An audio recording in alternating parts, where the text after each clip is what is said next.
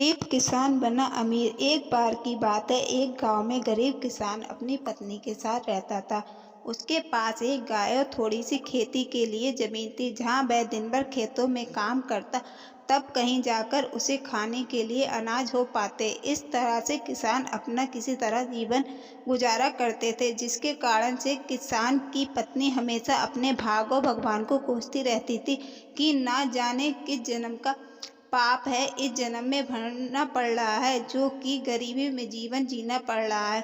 पत्नी की बातों को सुनकर किसान मन ही मन खुद को और अपने भाग को कोसता रहता कि ना जाने कब उसके किस्मत के भाग बदलेंगे। एक दिन की बात है, दोपहर का समय था। किसान खेत से आकर अपने घर पर अपनी पत्नी के साथ खाना खाने जा रहा था कि इतने में एक साधु महाराज भिक्षा मांगते हुए उसके दरवाजे पर पहुंचे और भिक्षा मांगने लगे कि इतने में किसान घर के बाहर आया और बोला, साधु महाराज, हम सभी पहले से इतने गरीब हैं और किसी तरह अपना जीवन गुजार रहे हैं, और ऐसे में हम आपको कहाँ से दान दे। हमारा साथ तो ऊपर वाला भी छोड़ चुका है। महाराज ने कहा, ठीक है, जैसा हम कहते हैं ठीक वैसा ही करते जाओ।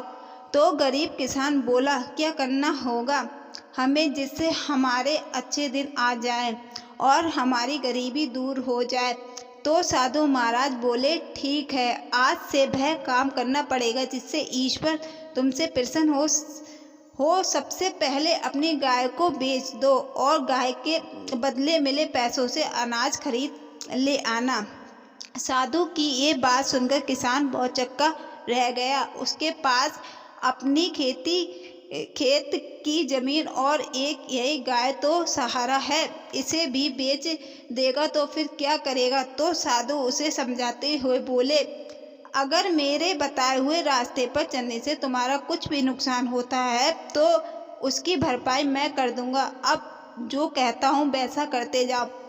तो किसान फिर आधे अधूरे मन से डरते डरते अपनी गाय को बेच आया और उसे मिले पैसों से खाने पीने का राशन ले आया। और फिर साधु के कहे पर किसान और उसकी पत्नी ने मिलकर भोजन तैयार किया, जिसके बाद वह राहगीर चलते हुए लोगों को बुलाने लगे और भगवान का प्रसाद के रूप में भोजन कराने के आग्रह करने लगे। फिर जो भी उधर से गुजरता गरीब किसान उन्हें भरपेट भोजन कराते, भरपेट भोजन करते, जिससे राहगीर काफ़ी खुश होते और फिर उन्हें इस नेक कार्य के ढेर सारा आशीर्वाद और अपनी इच्छानुसार धन भी देते, जिससे वे फिर से मिले इन पैसों से लोगों को भोजन कराएं।